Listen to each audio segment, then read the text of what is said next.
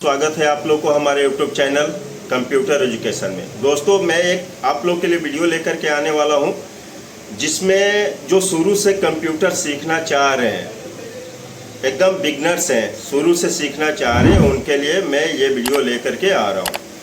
Fundamental of computer, जिसमें आप लोग को कंप्यूटर के बारे में पूरा बताया जाएगा।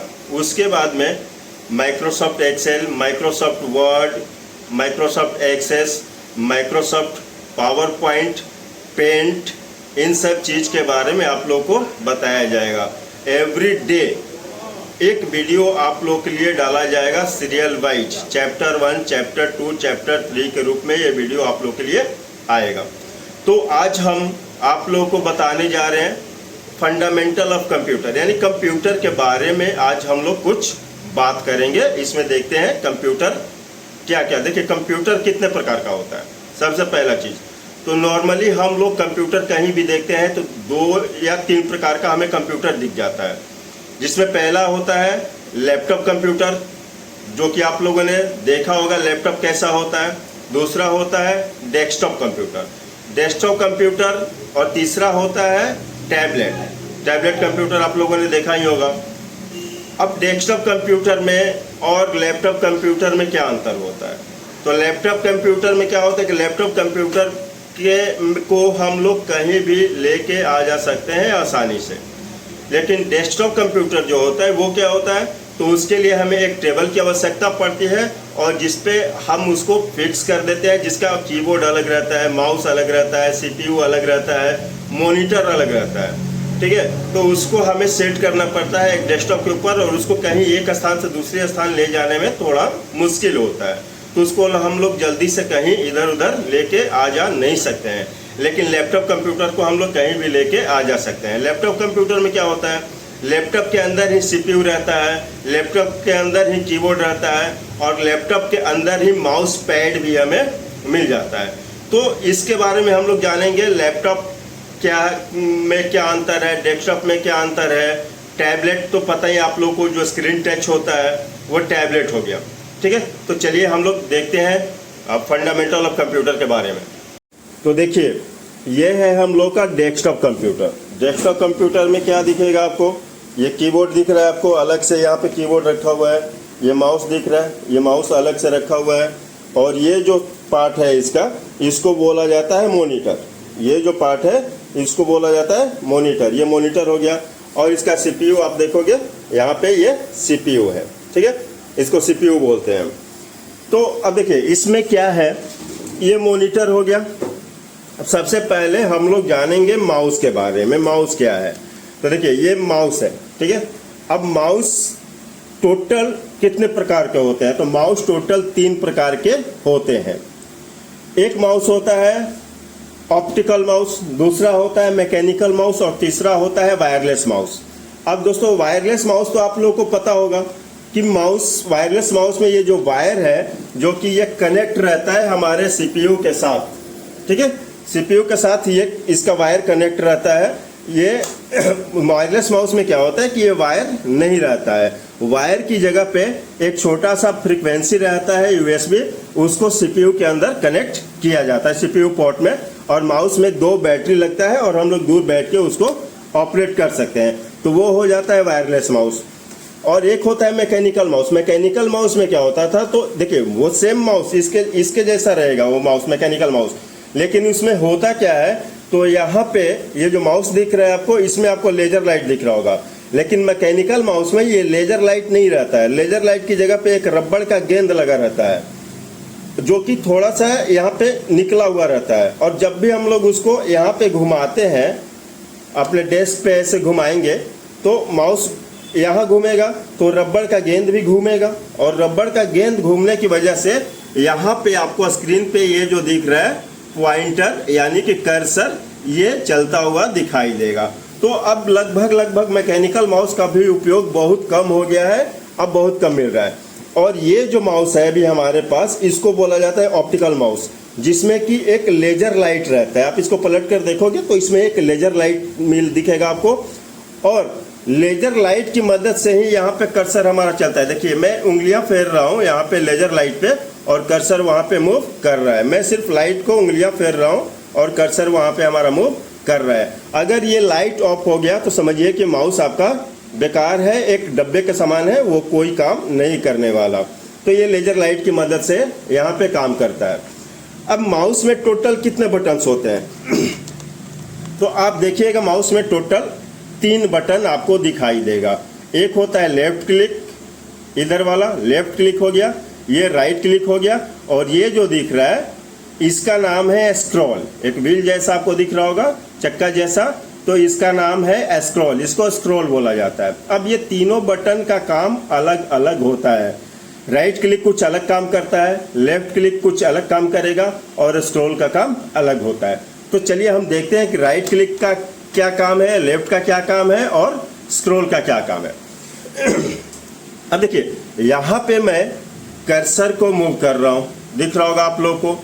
तो जहाँ पे अभी हमारा कर्सर मौजूद है, यहाँ पे कोई भी चीज़ आपको नहीं दिख रहा है, कोई भी आइकॉन नहीं है, कोई फाइल या फोल्डर या एप्लीकेशन यहाँ पे आपको नहीं दिख रहा है। अगर मैं यहाँ पे राइट क्लिक कर रहा हूँ, माउस का मैंने यहाँ पे राइट क्लिक किया, तो देखिए हमें क्या ऑप्शन दे रहा है, व्यू दे रहा है, सॉर्ट बाय दे रहा है, रिफ्रेश दे रहा है, ये इतने सारे ऑप्शन हमें मिल रहे हैं। अगर इसी चीज़ को मैं किसी फोल्डर पे आ करके, जैसे इस वाले फोल्डर पे आ करके मैं राइट क्लिक करूंगा, तो देखिए हमें क्या ऑप्शन दे रहा है, ओपन का ऑप्शन दे रहा है, add to VLC media player का ऑप्शन दे रहा है, send to, cut, copy, paste, create shortcut, इन सब चीज़ों का ऑप्शन हमें दे रहा है। देखिए यहाँ पे ओपन का ऑप्शन दे रहा है क्योंकि यहाँ पे ओपन करने के लिए कुछ है हमारे पास। लेकिन इसी चीज़ को अगर हम ब्लैंक जगह पे, खाली जगह पे राइट क्लिक कर रहे हैं, तो यहाँ पे ओपन का ऑप्शन नहीं दे रहा है। क्यों? क्योंकि यहाँ पे खोलने के लिए कोई भी चीज़ मौजूद नहीं है, इसलिए ये ओपन का ऑप्शन नहीं दे रहा है।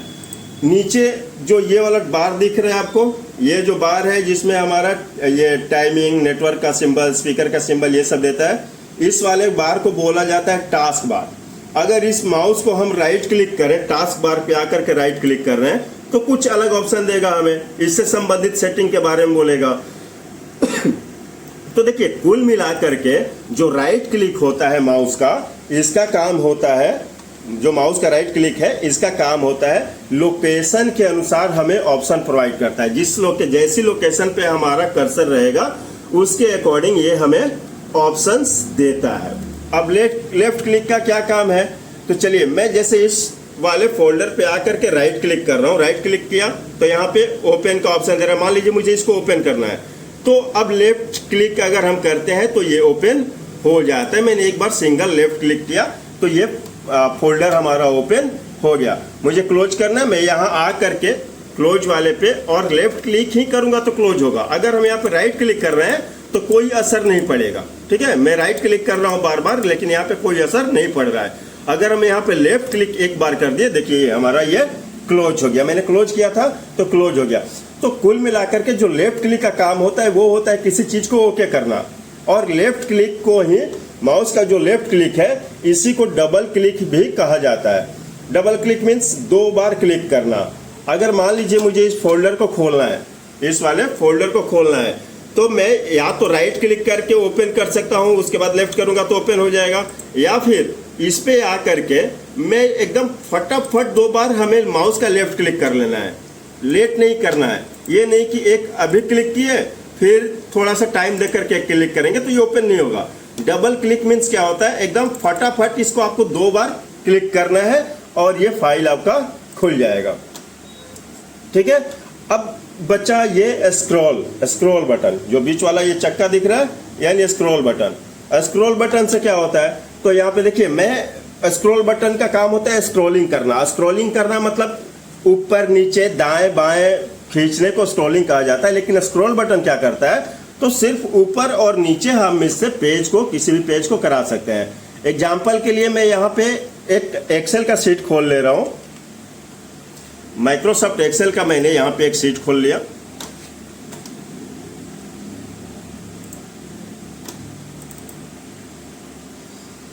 खोल रहा है हमारा, चलिए माइक्रोसॉफ्ट एक्सेल का यहाँ पे एक शीट खुल गया।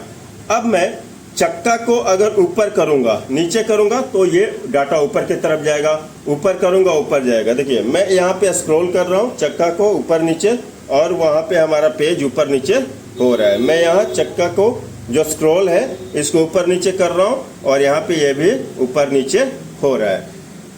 एक बार आपको दिखाई देगा, कोई भी चीज आप खोलोगे ना तो उसमें एक बार दिखाई देगा यहाँ पे, ठीक है। इस बार को बोला जाता है स्क्रॉलिंग बार, क्योंकि जब भी हम स्क्रॉल करते हैं तो वो बार ऊपर नीचे होते रहता है, तो वो स्क्रॉलिंग बार होता है। ये बार हमें ये नीचे साइड में भी मिल जाएगा यहाँ पे एक्सेल के अंदर, तो इससे हम लेफ्ट राइट यहाँ से बार को करा सकते हैं, ठीक है। अब रही बात कि क्या हमारा जो स्क्रॉल बटन ये यही काम करता है, सिर्फ ऊपर नीचे करने का काम करता है? तो आंसर होगा नहीं, एक और ये काम करता है। तो क्या काम करता है एक और ये? तो क्वेश्चन रहेगा कि क्या ये जो स्क्रॉल बटन है ये क्लिक होता है? तो हाँ बिल्कुल, ये क्लिक भी होता है। इसको क्लिक करने से क्या इफेक्ट पड़ता है? तो देखिए, मैं यहाँ पे अगर आ करके जो ये स्क्रॉल बटन है बीच वाला चक्का, इसको मैं अगर क्लिक कर लूँ, चलिए मैंने क्लिक कर लिया। जैसे ही मैंने क्लिक किया तो देखिए माउस का मेरा जो स्टाइल है कर्सर का वो यहाँ पे चेंज हो चुका है। ये चारों तरफ का डायरेक्शन हमें दे रहा है, दिख रहा है? डायरेक्शन टूल में ये कन्वर्ट हो गया है। मैं एक बार और क्लिक करूंगा वो हट जाएगा, फिर से इस टाइप का बन जाएगा। मैं स्क्रॉल को क्लिक करूंगा फिर से इस टाइप का बन जाएगा। तो देखिए ये होता क्या है कि ये अब चारों तरफ का हमें ये डायरेक्शन दे रहा है, ठीक है।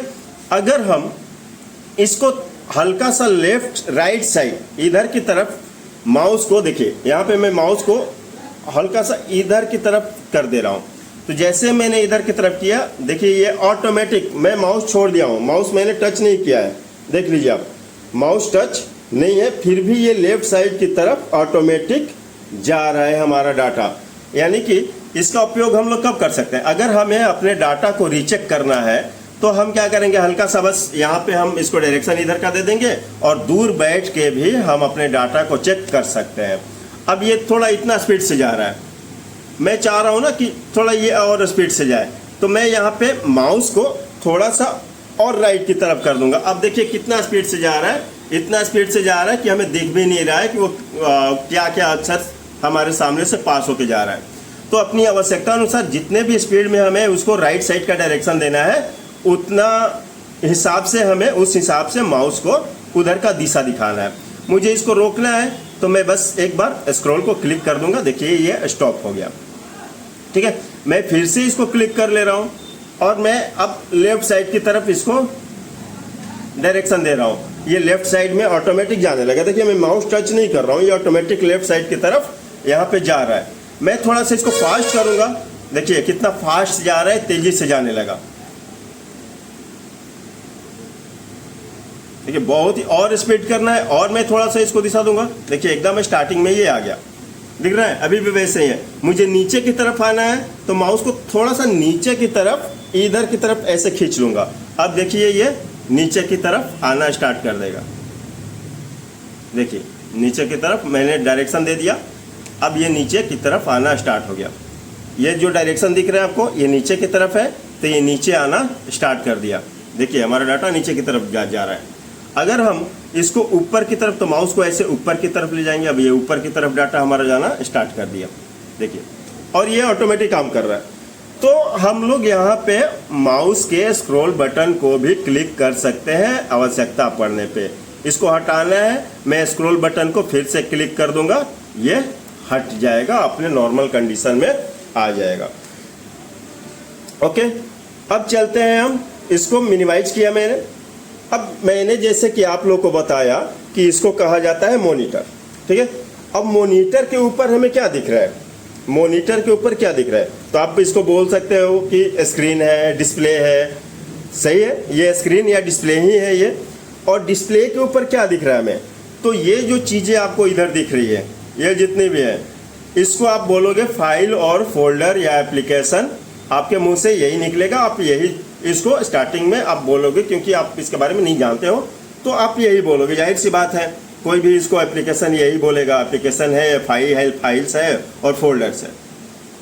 लेकिन इसको हम फाइल या फोल्डर नहीं बोलते हैं। किस सिचुएशन में नहीं बोलते हैं? तो देखिए अभी हम कंप्यूटर के ऊपरी हिस्से में है, ठीक है, और कंप्यूटर का जो ऊपरी हिस्सा होता है उसको बोला जाता है डेस्कटॉप। ओके, ये अभी हम डेस्कटॉप पे हैं। अगर मान लीजिए मैं यहाँ पे ये माई कंप्यूटर वाले फोल्डर को खोल ले रहा हूँ, और इस सिचुएशन में अब हम इसको डेस्कटॉप नहीं बोलेंगे क्योंकि हम डेस्कटॉप पे नहीं है, हम कहाँ पे है, माई कंप्यूटर के अंदर है। ठीक है, माई कंप्यूटर के अंदर है। लेकिन ये जो एरिया है, अब हम ऊपरी हिस्से में आ गए, कंप्यूटर के किस हिस्से में आ गए, ऊपरी हिस्से में, यानी कि डेस्कटॉप पे आ गए। और डेस्कटॉप पे जो भी ये चीजें दिखती है हमें, इसको हम फाइल या फोल्डर ना बोल करके इसको आइकॉन बोलते हैं। क्या बोलते हैं, आइकॉन बोलते हैं। ठीक है, तो ये आप लोग याद रखिए, इस चीज को हम लोग आइकॉन बोलते हैं। अब इसको मैं फिर से खोल ले रहा हूं, अब इसमें हम आ गए इसके अंदर, तो हम किस में है अभी, तो आप देखोगे कि ऊपर लिखा हुआ है कंप्यूटर, यानी कि हम माई कंप्यूटर के अंदर अभी मौजूद है। तो देखिए, वीडियो काफी लंबा करने से कोई फायदा नहीं है। हम छोटा छोटा वीडियो आप लोगों के लिए एवरीडे लेकर के आएंगे फंडामेंटल ऑफ कंप्यूटर के बारे में। आज के वीडियो में हमने जाना माउस के में कितने बटन होते हैं और तीनों बटन का क्या क्या काम होता है। ठीक है, अगले वीडियो में मैं आप लोगों को कीबोर्ड के बारे में विस्तार से बताऊंगा कि किस बटन से क्या होता है, कौन सा बटन किस यूज के लिए यहाँ पे दिया हुआ है। ओके, तो मिलते हैं हम लोग नेक्स्ट वीडियो में फिर एक नया टॉपिक के साथ, यानी कि कीबोर्ड वाले टॉपिक के साथ। तब तक के लिए धन्यवाद। अगर है वीडियो हेल्पफुल लगे आप लोगों को तो प्लीज वीडियो को लाइक करना ना भूलें, सब्सक्राइब कीजिए चैनल को, ताकि जो भी आगे वीडियो आए आप लोगों तक रोज का रोज वीडियो पहुंच सके। अपने दोस्तों के साथ भी शेयर कीजिए, जो लोग कंप्यूटर अभी नया नया सीखना स्टार्ट किए हैं उनके साथ शेयर कीजिए। उम्मीद है आप लोगों को ये वीडियो काफ़ी हेल्पफुल लगेगा। धन्यवाद, नमस्ते।